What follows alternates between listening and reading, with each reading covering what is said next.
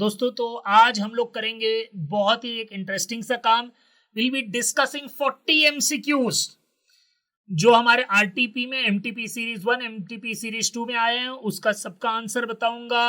वो जो multilateral netting वाला क्वेश्चन है वो भी मैं बताऊंगा, लेकिन I would be doing only explanations in very very brief. तो यहाँ कोई expert and detailed explanation expect मत करना। अगर आपको डिटेल एक्सप्लेनेशन चाहिए, I make a separate video for that. For that purpose you need to comment that कि भाई इस चीज पे वीडियो चाहिए आपको, सर मल्टीलैटरल नेटिंग के ऊपर वीडियो बना दीजिए। So I will make a video explaining it in detail. I will try to dig not much in deep, जितना आपको समझ में आए जरूरी है उतना ही मैं करूंगा। और उससे इंपॉर्टेंट चीज, you have in the description given below you have a link from which you can attempt 200 MCQs for AFM, right? तो उसको यूटिलाइज करना और आपको आंसर भी बताए जाएंगे एंड में, और आपका स्कोर भी बताया जाएगा। It will help you to do a world of practice. ठीक है, तो दोस्तों वो सिर्फ आपके लिए है। एंड पहले अगर वीडियो देखना है देख लो, otherwise if you are confident enough you can just directly go to the link and access it and submit the test. You'll find your scores over there, right, which will help you to gain more perspective of how much you are prepared और कौन से areas पे अपन को काम करना है। तो चलिए विदाउट मच डू, हमारा पहला क्वेश्चन है, ग्रोमोर लिमिटेड एन एनबीएफसी भाई is in need of funds and hence it sold its receivables, यानी इसको हम लोग क्या बोलते हैं बेटा, ABS, asset backed securities, right, या mortgage backed securities, ABS or MBS, to MSC Financial Corporation for 100 million. So over here Gromor has cleaned its balance sheet by 100 million, right? MFC created a trust for this purpose called General Investment Trust, through which it issued securities carrying a different level of risk and return to investors, right? तो अलग अलग trenches में उन्होंने securities को divide करके बाद में it has sold it to the investors. Further the structure also permits GIT to reinvest surplus, बहुत इंपॉर्टेंट पॉइंट है भाई, to reinvest surplus funds for short term as per their requirement. MFC also appointed a third party, Safeguard Private Limited, to collect the payment due from obligors and pass it to GIT. It will also follow up with defaulting obligors and if required initiate appropriate legal action against them. Securitization का सीधा case है। So I have kept a solution over here ताकि मैं कुछ लिखूं नहीं, draw नहीं करूं, लेकिन घर पे मेहनत लगी है। So we can have a quick round of this video. कोई आपका टाइम वेस्ट नहीं करना है। देखिए सिक्योरिटाइजेशन का टॉपिक है, उसके ऊपर एमसीक्यू पूछा गया है। The company decides as to which assets are to be remove from its balance sheet. तो अगर हमारे केस की बात की जाए तो यहाँ एक कंपनी है जिन्होंने ये डिसाइड किया था कि हम लोग अपने बैलेंस शीट से क्लीन अप करेंगे एक्टिविटीज और एसेट्स को, एबीएस एमबीएस को, वो क्या है, ग्रोमोर लिमिटेड है, राइट। बाद में इसको अपलोड होने में टाइम लग रहा है। This gathered group is termed as reference portfolio. तो इसको पहले ग्रोमोर ने दे दिया मैक को, बाद में मैक ने इसको बाद में ग्रुपिंग किया, right. The company sells these assets to the issuer. लेकिन हमारे केस में क्या है, थोड़ा लंबा जा रहा है। इफ यू नोटिस, ये जो मैंने सिंप्लीफाइड फॉर्म में बताया, where the originator and the company which is wanting to clean the balance sheet are one in the same. यहाँ हमारे ग्रोमोर ने बैलेंस शीट क्लीन अप की, उन्होंने 100 मिलियन रुपीस की सिक्योरिटीज ट्रांसफर कर दी एमएफसी को। एमएफसी ने एक स्पेशल पर्पस व्हीकल निकाला जिसका नाम है जीआईटी। जीआईटी ने बाद में एक आरपीए एजेंट लगाया काम पे, जीआईटी के साथ जो काम कर रहा है, which is appointed technically by MFC, तो वो आरपीए एजेंट है। तो ये हमारा जो है एग्जाम क्वेश्चन या आरटीपी क्वेश्चन जो हम लोग बोल सकते हैं, वो थोड़ा कॉम्प्लेक्स बनाया है लेकिन बहुत बेहतरीन है, राइट। तो आपको खाली एक बेसिक सिक्योरिटाइजेशन का दे रहा हूँ। Company wants to clean up its balance sheet, तो जो भी रिसीवेबल्स है उसका एक बंडल बनाकर उसको ट्रेंचेस में डिवाइड कर देता है on the basis of interest rate, on the basis of tenure, divide करके बाद में उसको इशू कर देता है इन्वेस्टर्स को, and the investors receive money on such instruments, right. तो यहाँ से हमारी बैलेंस शीट भी क्लियर हो गई, हमने अपने एसेट किसी और को ट्रांसफर कर दिए for a consideration. This gathered group is termed as a reference portfolio. The company sells these assets to issuers. The issuer creates tradable securities with a stake in the assets, right? यहाँ special purpose vehicle की बात हो रही है, issuer मतलब, right, हमारे case में है वो GIT। Investors buy these securities as at a specified rate of return. This is a simple explanation of securitization, या आप मेरे शॉर्ट्स या रील वीडियो भी दे सकते हो, उसमें मैंने with the help of animation बताया है। सिक्योरिटाइजेशन हमारे केस में क्या है, ओरिजिनेटर है यहाँ, right, it sells the loans to SPV। बाद में SPV क्या करता है, sells such ABS MBS to investors, right. Investors पैसा देते हैं SPV को, SPV पैसा दे रहा है ओरिजिनेटर को, राइट। बाद में एक RPA एजेंट लगाया गया है, and that RPA agent's job is to ensure that the interest and principal repayments are made to the investors. That is the job of the RPA agent. तो अगर हम हमारे केस में जाएं, मैंने बताया था, मैं डिटेल में नहीं जाऊंगा, right? There are some people who are not so happy in the comment section saying that sir is not explaining. This is not an explainer video, right? आपको खाली एक ब्रीफ दे रहा हूँ, एक्सप्लेनेशन चाहिए तो आप कमेंट में लिखिए, मैं आपको एक्सप्लेनर वीडियो बना के दूंगा, right. Based on the above scenario हम लोग क्वेश्चंस पे बाद में आएंगे। First, Growmore was the organisation which wanted to clean up the balance sheet, right. ये क्या है, मैक है, मैक क्या बन गया, ओरिजिनेटर, राइट। उन्होंने एक स्पेशल पर्पस व्हीकल निकाला, क्रिएटेड अ ट्रस्ट जिसका नाम GIT रखा, तो ये SPV हो गया हमारा। तो उन्होंने SPV को ट्रांसफर कर दिया और SPV ने बाद में सिक्योरिटीज इशू कर दी with different levels of risk and return to the investors, right. और बाद में MFC जो ओरिजिनेटर है उसने एक SPL करके कंपनी बनाई। What is that, that is an receiving and payment, receipts and payment agency which insures that कि जो ओब्लाइजर है, यानी Growmore would have given loans to some people, car loan, house loan, जो भी है, simple रखते हैं, राइट। वो लोग ओब्लाइजर है, वो लोग पैसा भरेंगे ग्रोमोर को, लेकिन ग्रोमोर ने आप ट्रांसफर कर दिया सब कुछ किसको, MFC को, तो पैसा किसको आएगा, MFC को। तो RPA एजेंट का काम क्या है, देखना है कि भाई जिसको लोन दिया है, they are giving their principal and interest return back or not, and that money is being transferred to the investors or not, right. तो वो RPA का काम है। So that is in summary what the sum is talking about, a typical case of securitization।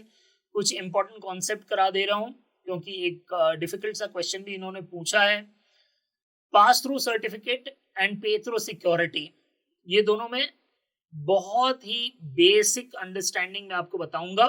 The seller of the asset transverse the entire receipt of cash in the form of interest or principal. Since it is a direct route, any prepayment of principal is proportionately distributed among security holders, right? pass through certificate जब issue किया जाता है investors को, the investors कौन भाई, ये लोग, right?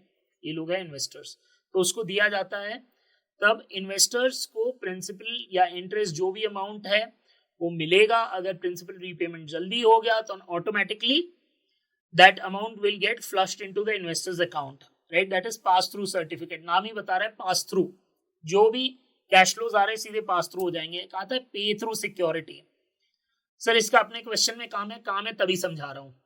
They are another type of security backed by assets.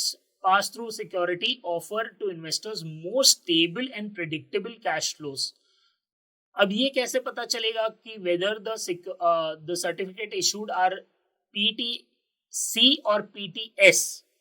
The structure permits desynchronization of servicing of securities। अब इसको सीधी भाषा में समझे तो it allows the SPV to reinvest surplus funds for a short term।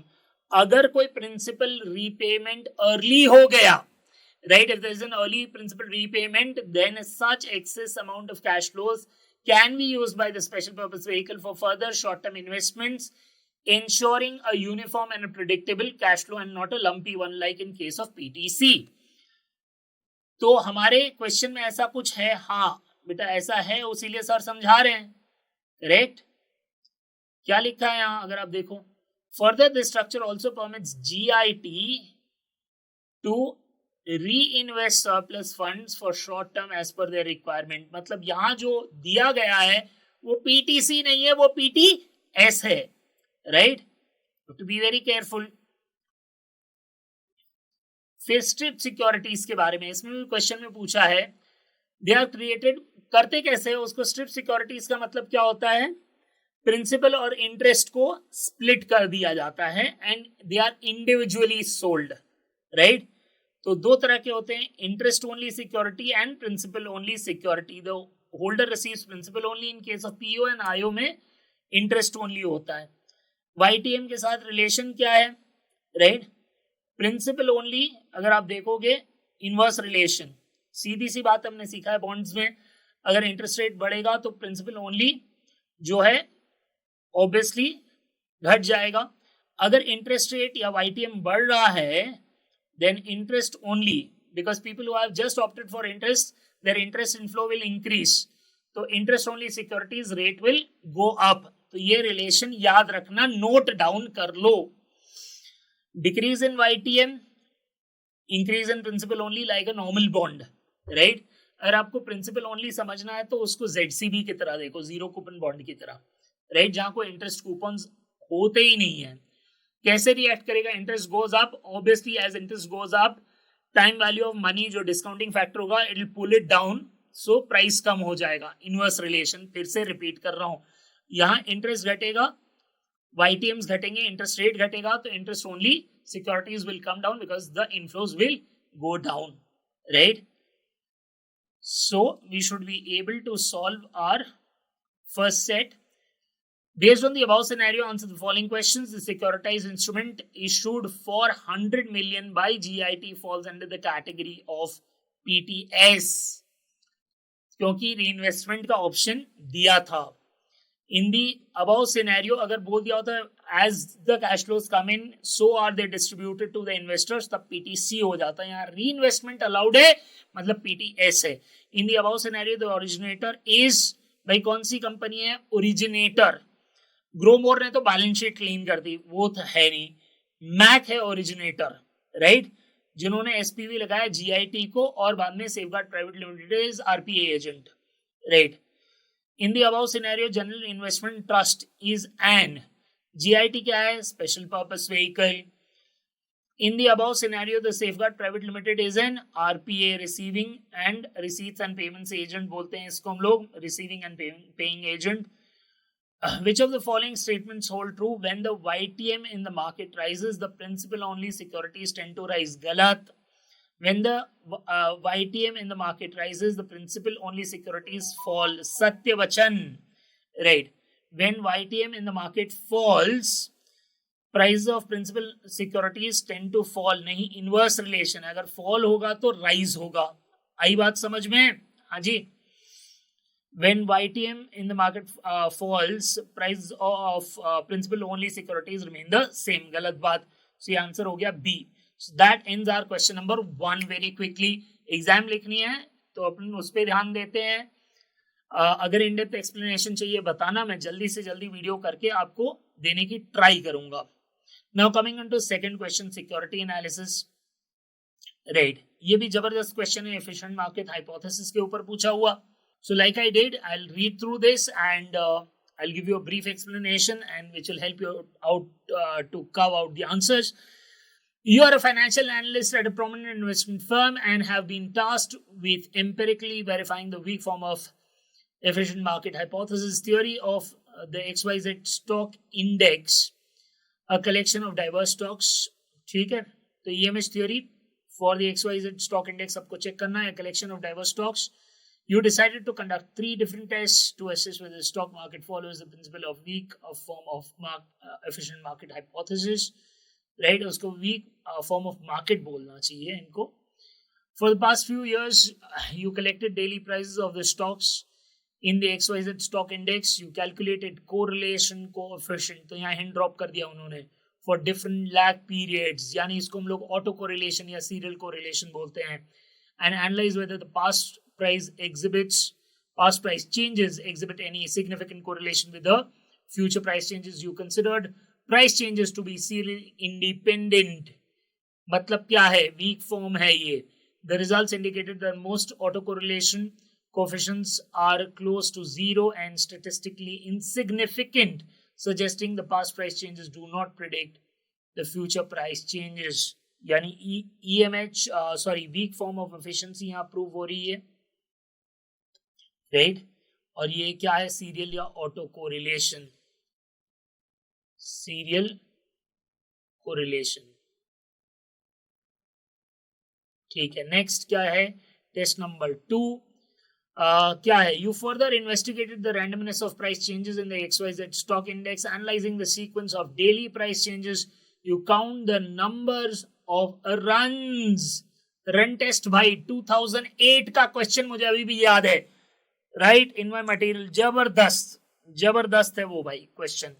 Run test के ऊपर है. Where prices changes are consistently positive or negative. Runs calculate किए जाते हैं. मैं आपको एक brief summary दे दूंगा. If you want the entire sum and detailed explanation, I'll post it on YouTube for the public at large. Upon comparing the observed numbers of runs with the expected number based on randomness, you find that they align closely, supporting the idea that the price changes follow a random pattern. तो इसके अंदर क्या होता है? आपको significant testing करना होता है. दो तरह की हाइपोथेसिस सेट की जाती है जिसको हम लोग बोलते हैं the null hypothesis and the alternate hypothesis. बाद में रन्स को चेक किया जाता है with the max value, minimum value, and if the number of runs fall in between them number of times, it shows that the null hypothesis couldn't be rejected, means the market are weakly efficient. Sir नहीं समझ में आया? कोई stress मत लो, right. ये question बहुत frequent नहीं है लेकिन आ भी सकता है. अगर आपको डिटेल एक्सप्लेनेशन चाहिए तो मैं पूरा आंसर डालने के लिए रेडी हूँ. Put it in the comment section. To examine the efficacy of trading strategies based on historical price trends, you implemented a simple trading rule for XYZ stock index. The rule involves buying with a price crossing a moving average of 5% threshold and selling when it crosses another 7% threshold. भाई ये भी बहुत simple है. इसको filter rule test बोलते हैं. Over period of testing, तो इसमें है run test, right. Filter rule में क्या होता है कि भाई ये अगर मूविंग एवरेज क्रॉस हुआ तो हम लोग बाई कर देंगे, ये नीचे की तरफ क्रॉस हुआ तो हम लोग सेल कर देंगे, right. Over a period of testing, you computed the returns generated by the trading strategy. The results revealed that the returns are not consistently better than random chance. Again, weak form imply कर रहा है, यहाँ भी weak है, दिया हुआ है. Changes follow a random pattern. ये filter, ठीक है, filter rule है. यहाँ भी weak है. Okay, not better than random chance, implying that the price trends do not reliably predict future price movements, right. तो चलिए मैंने आपको एक छोटी सी नोट बना दी है यहाँ. EMH implies that market prices factor in all available information and as such it is not possible for an investor to earn consistent long-term returns from market operations. Yani you cannot beat the market. I've just summarized it. Don't get me wrong. You cannot beat the market consistently. That is what I'm trying to put over here. Right. Form of efficiency. 3 form of efficiency है बेटा. Weak form यानी reflects all the past information and it is very random. So इसको हम लोग associate करते हैं random walk theory के साथ भी. और weak form जब होता है मतलब आपको पता नहीं कल क्या सुबह उठ के होगा, right, market में. So technical analysis is of no use, right. Semi-strong form, it reflects all the public information that is out there and immediately and instantaneously the price gets the price factors in such information and increases and decreases by the required margin, right. यहाँ fundamental analysis भी no use हो जाएगा, right. Strong form of efficiency, it reflects all public as well as private information. So ये थोड़ा ज्यादा हो जा रहा है, ये थोड़ा इम्प्रैक्टिकल बन जा रहा है. Even insider information is of no use. ठीक है. तो टाइप्स ऑफ टेस्ट हम लोग क्या करते हैं वीक फॉर्म के लिए, सीरियल कोरिलेशन, ऑटो कोरिलेशन. उसमें हम लोग क्या करते हैं, पूरा बैंड उठाते हैं, we break it into lag periods and correlate first block period with the second block period and figure out कि भाई कोरिलेशन बन रहा है नहीं बन रहा है. 0.75 is generally a thumb rule के उसके ऊपर बने तो मतलब कोरिलेशन है, उससे नीचे तो मतलब it can be a random occurrence. So chance that you got a 0.3 और अ 0.5. रेन टेस्ट जैसे मैंने बताया था ये थोड़ा कॉम्प्लेक्स है, इसके अंदर हमको नल हाइपोथेसिस रहती है हमारी कि the market is weakly efficient. उसके बाद हम लोग रन्स कंडक्ट करते हैं. Runs is nothing but sign changes, right. कितनी बार एक साइन चल रही वो एक रन हुआ, वैसे ही आपको नंबर ऑफ रन्स कैलकुलेट करना है and you have to see whether it is hitting the lower or the upper significance limits, right. तो कॉन्फिडेंस इंटरवल बना के उसको बाद में देखना है सिग्निफिकेंट फाइंडिंग है नॉन सिग्निफिकेंट फाइंडिंग है. So if the number of runs are falling in between these two limits, it is not significant finding and the market can be assumed to be random after you have done a lot of runs, a lot of trials. बाद में filter rule test मैंने बताया कि buying के लिए और selling के लिए हम लोग एक रूल डाल देते हैं, इस मूविंग एवरेज या इतने परसेंटेज से प्राइस बढ़ा तो हम लोग खरीदेंगे, इतना घटा तो हम लोग बेच देंगे. That is filter rule test. But if you compare it with buy and hold strategy, if you are getting better returns means market is predictable, if you are not getting better returns means it is random, it is weak. और बाद में और एक test होता है variance ratio test जो अपनी book में नहीं दिया गया है. इसमें क्या होता है, the test demonstrates the whether the variance of two populations from which the samples have been drawn is equal or not. तो आपके दो सैंपल्स निकाले जाएंगे, बाद में उसका चेक किया जाएगा higher variance by lower variance, उसका भी एक कैलकुलेशन होता है. Not required much of a knowledge, लेकिन ये आपके ऑप्शन में डाला तो मैं सोचा ये भी डाल देता हूँ आपके अंडरस्टैंडिंग के लिए, राइट. तो इसको वेरिएंस रेशियो टेस्ट बोलते हैं. हमारे बुक में 3 है. So let us conclude this. फिर बाद में एमटीपी आते हैं, सीरीज 1 बाद में series 2. So after conducting 3 tests, the evidence supports the weak form of market efficient market theory for XYZ stock index. You concluded that the past price trends do not reliably predict future price movements. That is weak form of efficiency, right? जो भी आज भाव दिख रहा है historically जो भी हुआ है उसको फैक्टर इन किया है और कुछ नहीं है, राइट. आगे आप प्रेडिक्ट नहीं कर पाओगे. Based on the above information answer the following questions. First test कौन सा था, सीरियल कोरिलेशन. सेकंड टेस्ट कौन सा था हमारा भाई, रन टेस्ट. तीसरा कौन सा था, फिल्टर रूल टेस्ट. एक बार देख लेते हैं, serial correlation, run test, filter rule test. The filter rule test should not be applied for buy and hold strategy, should not be applied for buy and hold strategy if the behavior of the price change is random. तो आप filter rule के हिसाब से buying and selling मत कीजिए. अगर market बहुत random है तो मतलब it's a static buy and hold strategy होता है, उसमें उसके सामने वो फेल हो जाएगा, राइट. क्योंकि मार्केट कहीं भी भाग रही है. आपने 7%, एक आपने शायद रील देखी होगी, मैंने शेयर खरीदा भाव घट गया, मैंने और खरीदा भाव और घट गया, मैंने बेच दिया भाव बढ़ गया, वैसे ही होगा, राइट. तो जितने आपके फिल्टर्स होंगे वो सब ब्रेक कर देगा. So if the market price change is random, then the filter rule test would not apply. Results of your studies support semi strong नहीं है, strong नहीं है, random walk theory which is nothing but weak form of efficiency. ठीक है, Markowitz theory तो कहीं और ही है भाई. Now May 24 questions of MCQ series 1 S1. Case scenario 1, Mr. Bai had invested in 3 mutual funds as per the following details. ये कुछ नहीं, एक म्यूचुअल फंड का सम है, सीधा आपको कॉपी पेस्ट करके डाल दिया यहाँ in the form of MCQ. तो यहाँ मैंने सारे आंसर्स बना के रखे हैं, please go through that. Total NAV of mutual fund Y on 31st 3 2023. तो 8 lakh was our investment divided by 10.10 the investment value, और ये क्लोजिंग NAV ऑफ 10 है। आप चेक करते जाइए सामने, तो आपका आंसर आएगा 7,92,079.21। आ जाओ,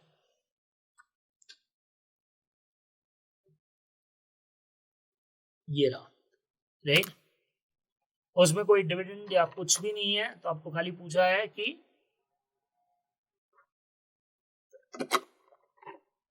NAV कितना होगा, तो डिविडेंड होगा तो भी कोई मैटर नहीं करेगा, राइट। तो इसके अंदर कुछ है नहीं खास।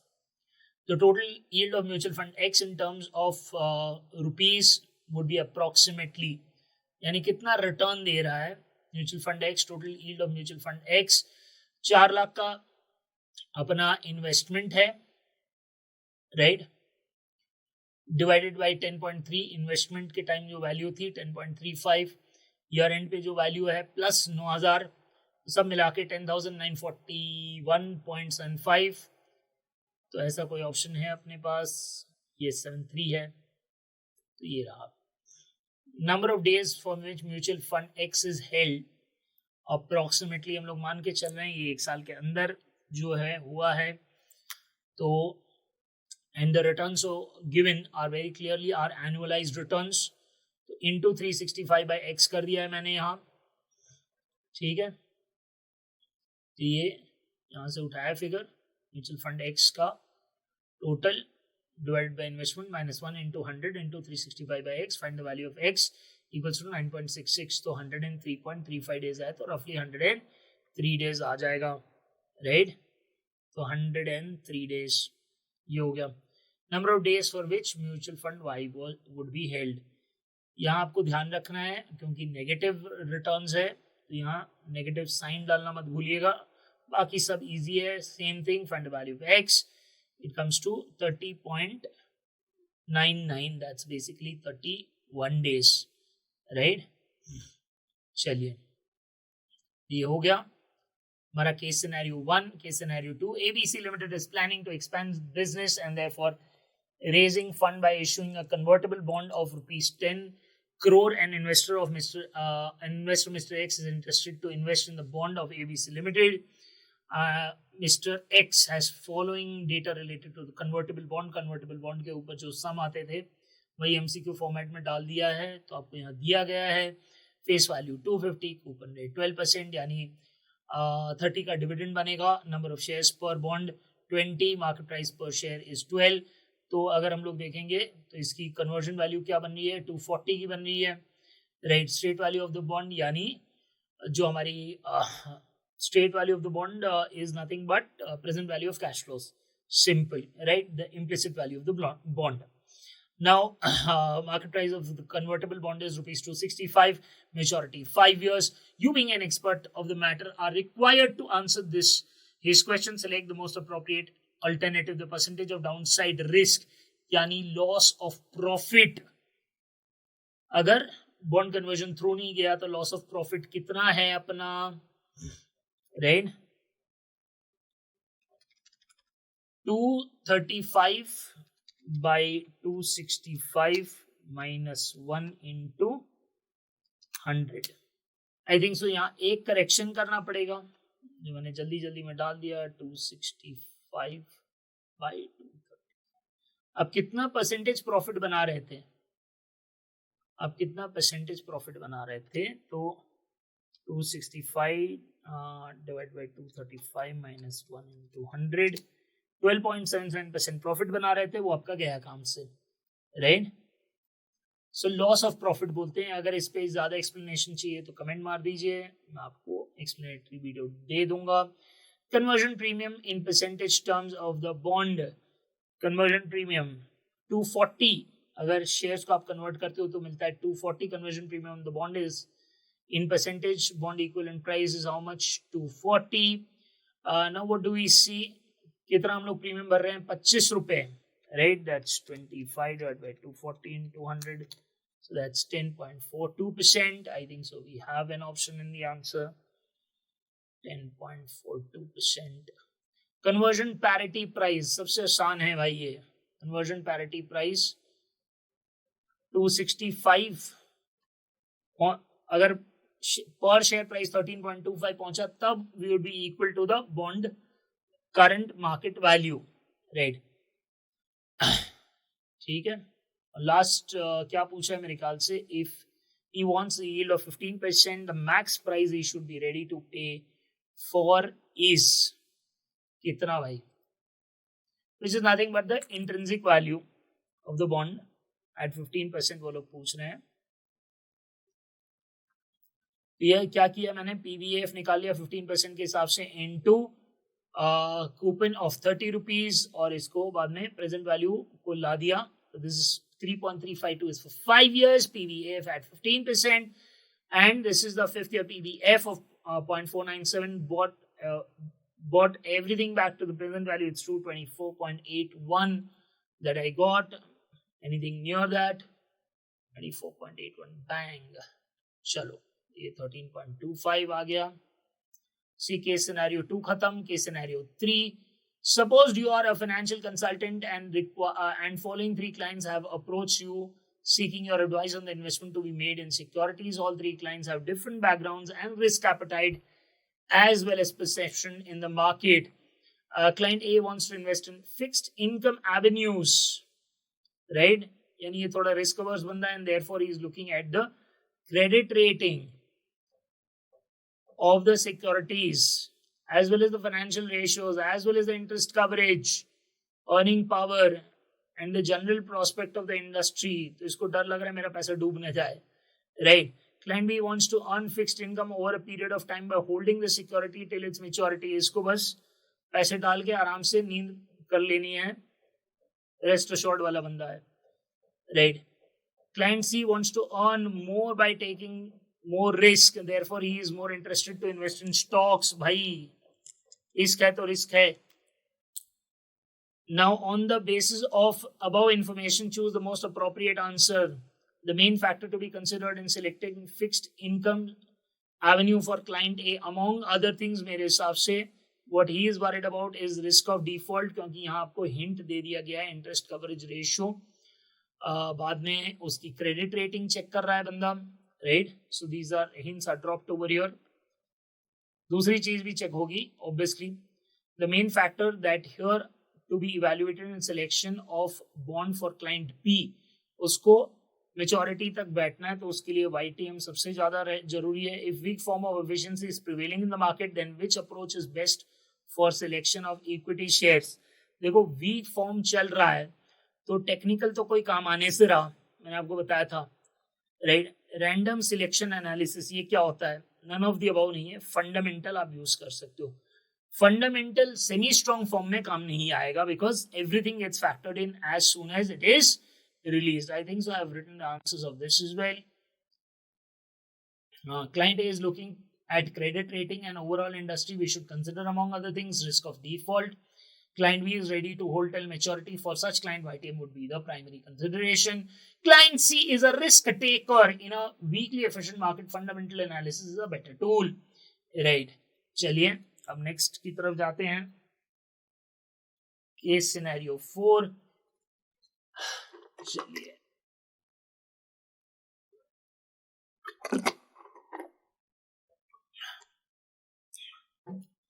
AES Limited wants to acquire DNF Limited and has offered a swap ratio of 1:2. भाई mergers and acquisitions and valuation का sum है 0.5 shares for every 1 share of DNF Limited. Following information is provided: profit after tax दिया हुआ है, equity P ratio, market price per share. On the basis of the above information, choose the most appropriate answer to the following questions. The number of equity shares to be issued by AES Limited for acquisition of DNF Limited would be what? By 0.5 दे रहा है और क्या है 360 into 0.5 180. ठीक है, यहां मैंने बना के ही रखा है इसका. Number of shares to be issued by AES Limited 1,80,000 shares. जैसा मैंने बताया 360 into 0.5 EPS of AES Limited post acquisition. तो दोनों के earnings ऐड कर देने हैं अपने को, divided by total number of shares post acquisition. 3.13 is my answer. Do we have an option like that? Absolutely right. फिर मैं आपको सबकी वर्किंग्स बताऊंगा, दैट विल हेल्प यू कि कहीं कुछ छूट नहीं रहा है।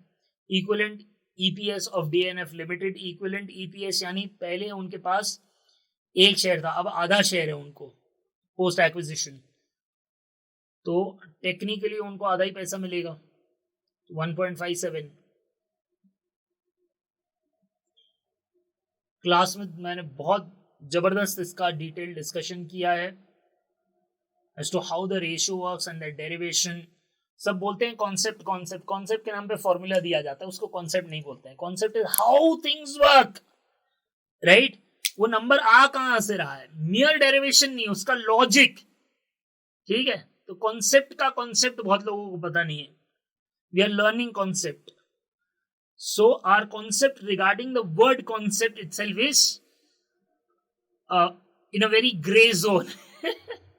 चलो, तो अभी उस चक्कर में मत पड़ना, अभी आप एग्जाम लिख रहे हो, अभी जरा भी पैनिक नहीं करना है, आ रहा है फॉर्मूला, आ रहा है, कर दो बस, राइट।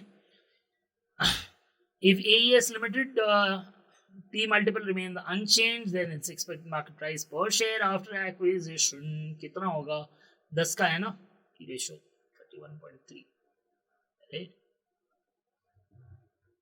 सीधा है, सीधा सीधा है 31.3। EPS इंटू पी रेशो, ई कट पी आ जाएगा, डन। अब चलिए सीरीज 2 की तरफ। Series 2 has drawn a lot of interest from everyone because of that particular multilateral exposure netting sum. I'll explain that to you. During one business meeting at XYZ Limited, one of the members pointed out, while evaluating the performance of any company, one should not see only its operating income, but should also analyze its capital structure as well. सही बात है, weighted average cost of capital changes on the basis of capital structure, keeping all the other factors unchanged. He presented data relating to 3 companies, Alpha, Beta, and Gamma, whose operating income are equal, but their capital structure is different. The following information relating to these 3 companies is as follows. Total invested capital is same, operating income is same, but obviously the structure is not the same, right? The tax rate is uniform, 35% in all cases. The industry P is 11x. Based on the above case scenario, choose the most appropriate answer of the following, right? तो WACC of alpha limited पूछा था हमसे, तो हमको pre tax cost of debt दिया है, उसको हम लोग पोस्ट टैक्स बना देंगे, राइट। और 80% वेटेज है डेट का, 20% है वेटेज इक्विटी का, कॉस्ट ऑफ इक्विटी 26, तो 13.52 हमारा आंसर आ जाता है फर्स्ट क्वेश्चन का, राइट। तो आपको हल्का सा आईपीसीसी वाली बात पूछ ली है, इंटर वाली बात पूछ ली है, राइट। 13.52। बाद में ये क्वेश्चन आ गया अपना फाइनल वाला, EVA for beta limited. EVA क्या है भाई, EBIT इंटू 1 माइनस टी, जो भी आपका अर्निंग्स बन रहा है, माइनस वेटेड एवरेज आपका cost of capital into capital employed, right. तो फर्स्ट हमको उसका WACC निकालना है, which comes to 15.225% into capital deployed is 20 lakhs, और बाद में EBIT into 1 minus T 20,500 should be our answer, right? EBA का the price per share of Gamma Limited shall be, अब industry P ratio दिया है, so we'll be using standard industry P ratio to find out the answer, right? तो पहले हमने EPS निकाल लिया, ये हमारा EBIT, ये इंटरेस्ट में हम लोग जो प्री टैक्स दिया है वही नंबर यूज करेंगे, राइट। बाद में 1 माइनस टी लगाया, क्योंकि भाई पोस्ट टैक्स वो नंबर नहीं यूज कर सकते। पोस्ट टैक्स बनता कैसे, pre tax into 1 minus T बनाते हैं, वो हमको टैक्स शील्ड निकाल देता है डेट में से, because over here we are calculating tax any which ways separately after interest. तो प्लीज प्री टैक्स नंबर जो है वैसा ही यूज करना है। फॉर एग्जाम्पल गामा लिमिटेड का इंटरेस्ट रेट कितना है बेटा, I know I don't want to waste an inch of your time, trust me, उसीलिए जल्दी से समझा दे रहा हूँ। गामा लिमिटेड का कितना है, pre tax cost of debt 15% है, राइट। डेट 20% है, 20% ऑफ 20 लाख इज 4 लाख, 4 लाख का 15% 60,000, खत्म, राइट। उसके बाद हम लोग टैक्स निकाल ही रहे हैं, फिर क्यों भाई, एकदम नहीं। राइट, अपने को अलग से मतलब पोस्ट टैक्स वैल्यू नहीं लेनी है. So hope it's clear. EPS 2.86 into 11 industry P ratio, that's 31.46, right. तो 31.46 का ऑप्शन हमारे पास है, एकदम है बेटा. Estimated market capitalization for Alpha Limited, market cap वो भी आप P रेशियो से निकाल सकते हो सीधा सीधा, right. P ratio can be written as price by earnings per share or total market capitalization divided by total earnings, right. तो ये हमने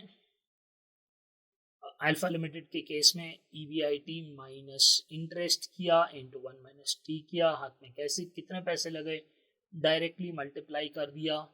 P रेशियो से सर ये होता है 100% होता है, हमने क्लास में भी बहुत बार किया है.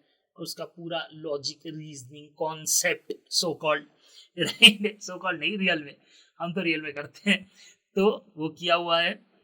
फिर भी कोई कंफ्यूजन हो कमेंट में बता देना. मैं उसका वीडियो ही बनाना प्रेफर करूंगा because there are lot of people who are confuse. So price by earnings per share is equal to total market capitalisation divided by total number of, एक second, total market capitalisation earnings की जगह है total earnings आ जाएगा यहाँ.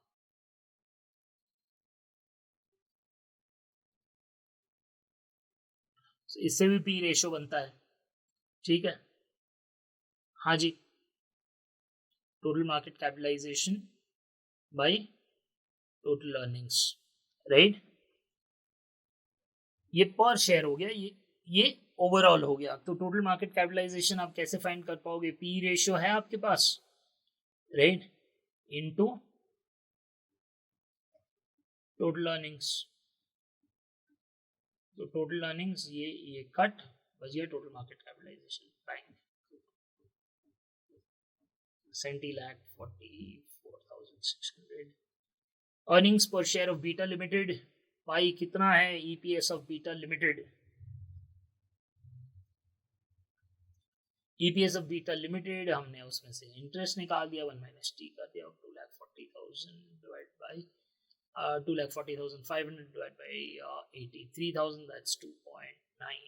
Case scenario 2. On 1st October 2023, Mr. X, an exporter, enters into a forward contract with BNP Bank to sell $1 lakh on 31st December 2023 at 85.40, यानी 85,40,000 उसका receipt आना चाहिए if the contract goes through. Or due to request of the importer. अब ये कौन importer, मैंने सामान बेचा, I sold goods to some outsider, he said he wants to make a prepayment, उसने लीडिंग किया, राइट. फॉरेक्स पढ़ा होगा आपने, ये सीरीज उन्हीं के लिए जिन्होंने सब पढ़ लिख के बैठे हैं खाली MCQ करने के लिए, ठीक है. ये कोई डेफिनेटिव एक्सप्लेनेशन नहीं है, उसके लिए मैं अलग से वीडियोस डालूंगा. However, due to the request of the importer, तो उसने लीडिंग किया, उन्होंने प्रीपे कर दिया. Mr. X received the amount on 28 November, almost a month and couple of days more than, before the due date. Mr. X requested the bank to take the delivery of the remittance on 30th November, भाई ले लो before the due date. The interbanking rates on 28 November, 2 दिन पहले हम लोग reference के लिए rate freeze कर देते हैं.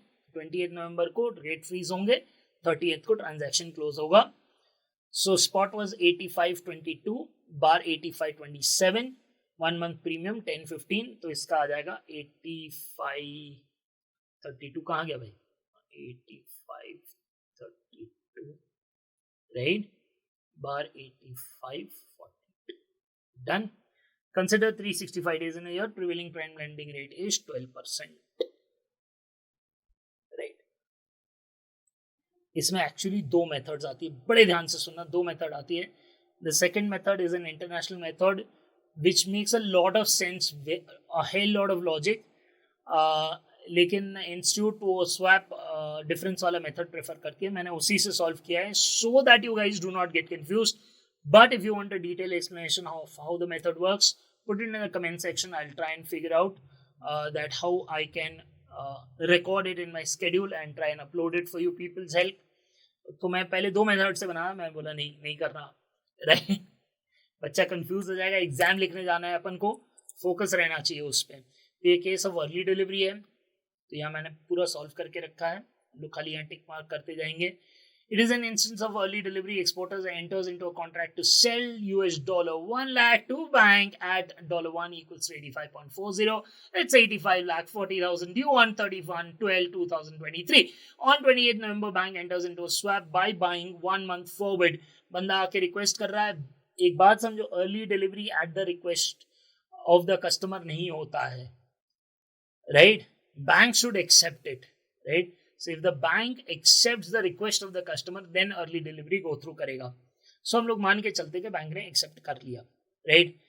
तो on 20th November, bank enters into a swap by buying 1 month forward at 85.40 and selling spot at 85.22. Sir, reasoning logic ये उसके लिए वीडियो नहीं है, 100 टाइम रिपीटेड। उसके लिए आपको बताना है, आप डाल दो कमेंट में, मैं आपको पूरा डिटेल खाली अर्ली डिलीवरी के ऊपर बना दूंगा, giving early delivery, taking early delivery, सब, राइट। लेकिन टाइम लगेगा। आप बोलोगे 2 दिन में सर बना के दो, आई ट्राई, बट शेड्यूल में टाइम बनना चाहिए उसके लिए, लेकिन मैं पक्का बना के दूंगा, वो बात है फाइनल सी, राइट। वो आप टेंशन मत लो।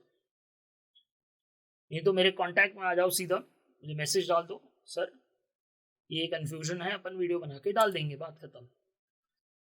तो स्वॉप लॉस कितना हुआ बेटा, 85.42 और 85.22 इंटू 1,20,000 का स्वॉप लॉस कौन भरेगा, कस्टमर भरेगा। किसको भरेगा, बैंक को भरेगा।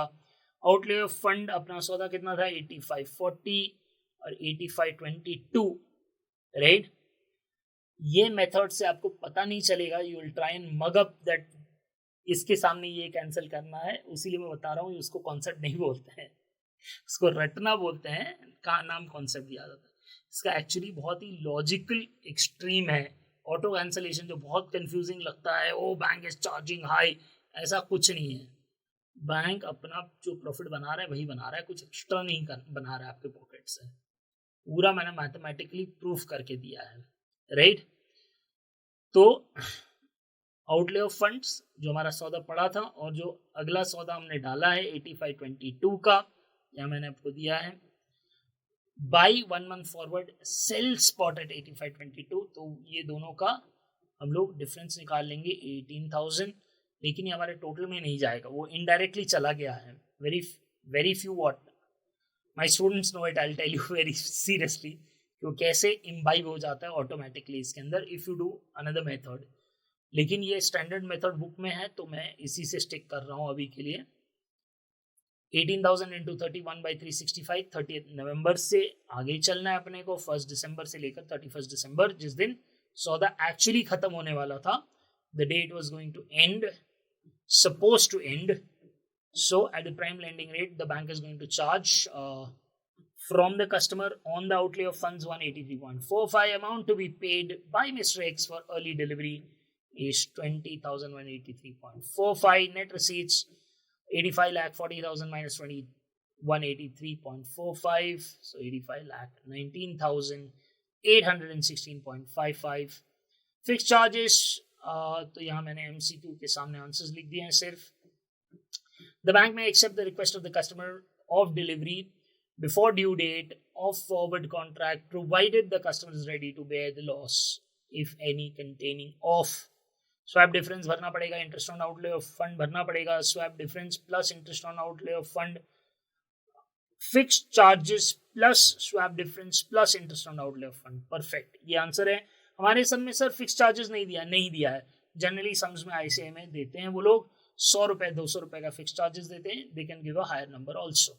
इन case of early delivery, the bank shall charge interest on outlay of fund at a rate not less than outlay हुआ है, यानी it is as good as a loan taken by the customer. मैंने बताया था other method जहां मैंने सिखाया detail में, तो वहां प्राइम लेंडिंग रेट, तो लोन के रेट पे उनको पेमेंट करना पड़ेगा। द कस्टमर हैज टू पे the swap difference for $1 1 lakh is 20,000. We calculated interest on outlay of funds shall be approximately 183.45, payable by X to the bank. Net inflow to Mr. X is approximately कितना भाई, ये मैंने आपको calculations भी बताया। You can pause the video and check it. 85,19,817. yes, ठीक है. तो अब आते हैं हम लोग लास्ट वाले क्वेश्चन पे, शायद जिसके लिए आपने ये वीडियो भी क्लिक किया होगा.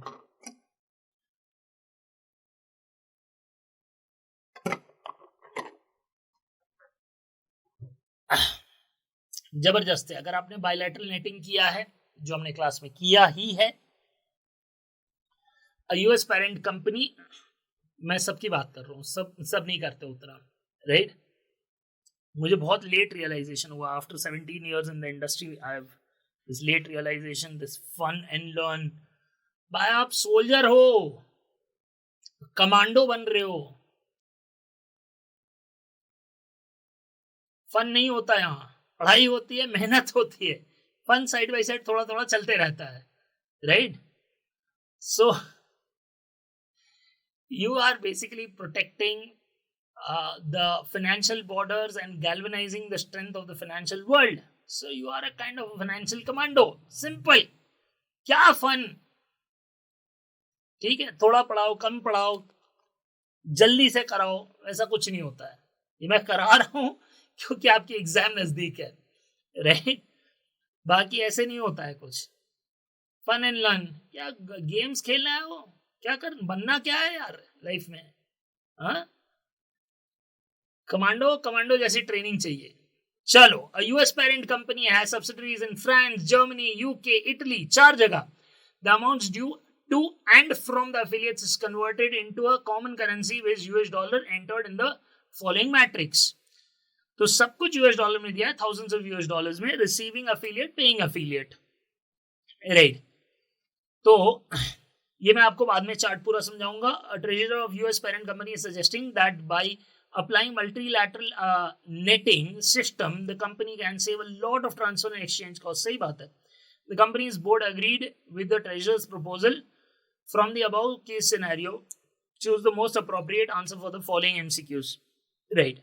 सबसे पहले एमसीक्यू को गोली मारो. पहले समझो, फ्रांस, आपको एक एग्जाम्पल बता दे रहा हूं, बाद में मैंने पूरा चार्ट बनाया मस्त से, उसमें एक्सप्लेन कर दूंगा. फ्रांस को रिसीव किससे करना है? जर्मनी से 80 रिसीव करना है, यूके से 120, इटली से 200. फ्रांस को पेमेंट किसको करना है भाई साहब? जर्मनी को 120, यानी नेट नेगेटिव 40 हो गया. फ्रांस का बिल फटा, net negative 40 as against Germany, right. ये नेट ऑफ कर दो, तो 40 देना है फ्रांस को टू जर्मनी, राइट. फिर France receiving from UK 120, paying to UK 160, तो यहां भी 40 का बिल फटा, ठीक है, फ्रांस का. सो फ्रांस को रिसीव कितने करना है? 120. पे कितने करना है? यूके को 160. तो फिर से हो गया नुकसान कितने का बेटा? 40. नुकसान मतलब पे आउट है, नुकसान तो नहीं है, राइट. इटली से कितना रिसीव करने हैं? 200. पे कितने करने हैं? 200. तो ये कैंसिल आउट हो गया, कुछ नहीं.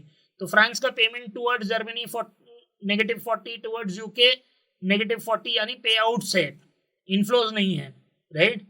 तो फ्रांस हैज टू पे 40 टू जर्मनी, 40 टू यूके, खत्म. वैसे ही आपको बायलैटरल, पार्टी टू पार्टी सारा नेटिंग करना है. जर्मनी का एक एग्जांपल ले लेता हूं आपके लिए. Germany has to receive 120 from France, right. और पे कितना करना है? जर्मनी के कॉलम में फ्रांस चेक करो, 80, यानी नेट रिसीट कितनी बन गई इसकी? 40 बन गई, ठीक है. जर्मनी को जर्मनी से कुछ लेना देना है नहीं. Germany has to receive how much? 80 from UK, लेकिन पे कितना करना है? जर्मनी के लाइन में चेक करो, यूके 120, यानी 40 का पे आउट हो जाएगा जर्मनी का एज अगेंस्ट यूके, ठीक है. वैसे ही आपको करते जाना है. इटली से कितना भाई पैसा लेना है? 160. इटली को देना कितना है? 60, यानी नेट 100 आ जाएगा पॉजिटिव, ठीक है. आ रही बात समझ में? ऐसे करके आपको चार्ट बनाना है. मैं आपको बता दूं मैंने कैसे सॉल्व किया है. सेम वे जैसे मैंने बताया था ना, नेट रिसीट्स और payments by France against France nothing, by France against Germany payment करना है 40 का, यूके को 40 का पेमेंट करना है, इटली को कुछ नहीं. जर्मनी रिसीव करना है फ्रांस से 40, राइट. यूके को पेमेंट करना है 40, इटली से लेना है पैसा 100, राइट। तो यहां आप देखोगे इसको टोटल नहीं करना है, नहीं तो आप कंफ्यूज हो जाओगे, क्योंकि नेट जीरो ही आना है राइट क्योंकि इसका -80 हो जाएगा, इसका 100 हो जाएगा, ठीक है, इसका 120 प्लस आ जाएगा, वैसे करके होगा। तो वो चक्कर में मत पड़ो, मैं बता रहा हूं कैसे करना है इसको। पहले individually party to party solve करो। UK has to take only money from everyone, right. British वालों का पुराना प्रॉब्लम रहा है, राइट, जहां भी जाएंगे ले जाएंगे सब, पैसा दे दो, दुगना लगान दे दो तो इनको पैसे मिलने हैं खाली। फ्रांस से 40, जर्मनी से 40, इटली से 20, राइट। इटली को बेचारे को पेमेंट करना है, nothing to France, no receipt no payment. Germany से 100 पेमेंट और यूके से 20 का पेमेंट, राइट। तो इटली को कितना पेमेंट करना है 100, किसको, जर्मनी को। यूके को कितना देना है 20। देखो उसमें रिस्पेक्टिव में आपको दिखेगा, ये नेट आउट कर लिया मैंने, बायलैटरल किया है पहले। तो मानो कि जैसे यहाँ फ्रांस है, राइट, फ्रांस को कितना भरना है 40 to Germany, 40 to UK. Germany has to take money from France, right, I repeat, Germany has to take money from France and, एक second, take money for France and pay 40 to UK. तो सीधा France को बोलेगा भाई तेरे को मुझे पैसा मत दे, तू डायरेक्ट यूके को दे दे, तो अपना हिसाब यहाँ हो जाएगा कैंसिल सामने, ठीक है। तो France will make payment of 80 to UK, ठीक, आई बात समझ। इटली को कितना पे करना है 100 टू जर्मनी पे करना है, ठीक है। Italy has to pay 100 to Germany and Italy has to pay 20 to UK. हिसाब बराबर, बात खत्म। यहां बता दे रहा हूं आपको, तो फ्रांस जर्मनी को पे करने की जगह सीधा यूके को पे कर देगा, और उसको खुद का भी पेमेंट है तो 80 का पेमेंट कर दिया। जर्मनी 100 का पेमेंट, सॉरी, इटली करेगा जर्मनी को 100 का पेमेंट, ये खत्म हो गया, ठीक है। यहाँ यूके का हिसाब 40-40 मिल गया, फ्रांस से खत्म। और इटली भरेगा 20 यूके को, तो कितना 80 का, 100 का और 20 का, 3 ट्रेड्स होंगे, तो नेट ट्रांसफर्स कितना हो गया 200 मात्र, ठीक है। इजी करके बताया, आप अलग अलग तरीके से कर सकते हो। Bilateral netting is the necessary step before we apply multilateral netting, भाई बहुत जरूरी। Before applying multilateral netting it is necessary to apply bilateral, ठीक है। तो ये आ गया bilateral. Through multinational netting multilateral netting होगा, ठीक है। This transfers will be reduce to, हमने कैलकुलेट कर लिया, $2 lakh. Net payment, net receipts for France after netting of shall be what. भाई फ्रांस का क्या हालत है, 40 देना जर्मनी को, 40 देना यूके को, net payment 80। Net payment receipt for Italy 20 देना है यूके को, 100 देना है इसको, अरे यार क्या नाम है, जर्मनी को, राइट, देखने दो, हाँ जर्मनी को, तो 120 हो गया। ये सम को लेकर बहुत क्वेरीज आई थी। Suppose if the transfer charges are 0.01%, ये थोड़ा डिफिकल्ट है, ध्यान से 2 मार्क है भाई, फाइनल में एक मार्क मैटर करता है, सीए फाइनल में एक मार्क मैटर करता है। Suppose if the transfer charges are 0.01% of the amount transferred, then by applying multilateral netting techniques there will be reduction in overall cost of transfer by, to नहीं लिखा है, by लिखा है। तो इसका मैं आपको कैलकुलेशन बता रहा हूं। पूरा चार्ट अगर आप चेक करोगे यहाँ, तो टोटल ग्रॉस ट्रांसफर्स कितने हैं 1560 बेटा, ठीक है। फ्रांस को कितना पे करना है 480, जर्मनी 260, यूके 320, इटली 500, सब नेट ऑफ करेंगे तो अपन को क्या आएगा 1560 से सीधा 200, बात समझ रहे हो आप। सो ये तो मैंने आपको आंसर्स बता दिए यार। So there's nothing much, total cost of transfer $15,60,000 US का 0.01% यानी $156 ये हमारा ग्रॉस कॉस्ट होता ट्रांसफर का, right. Transfer cost after multilateral netting कितना आ रहा है, only $2 lakh net net transfer करने हैं तो $20, रिडक्शन इन कॉस्ट बाई $136, 156 से घट के कितना आया, $20, right. So I'm not able to scroll this, there's some issue with the software. अब हुआ, yes. So I've done 80 marks, right, in close to an hour's time. I've done 80 marks of questions for you in MCQs from RTP, MTP Series 1, MTP Series 2, and I repeat, there is a 200 mark question bank lying in the description. Click the link, attempt that, and you will get the results. So it will help you to figure out कि भाई आप कितना progress किया है अपने MCQ को लेकर, because 30 marks of MCQ is a lot of marks that you need to take care of. Best of luck, don't get panicked, कोई टेंशन लेने वाली जरूरत नहीं है, कोई बात नहीं है. अगर आपको कुछ ऐसा है तो कमेंट सेक्शन में लिख दीजिए, otherwise try to get in touch with me and I'll try to solve your doubts, right?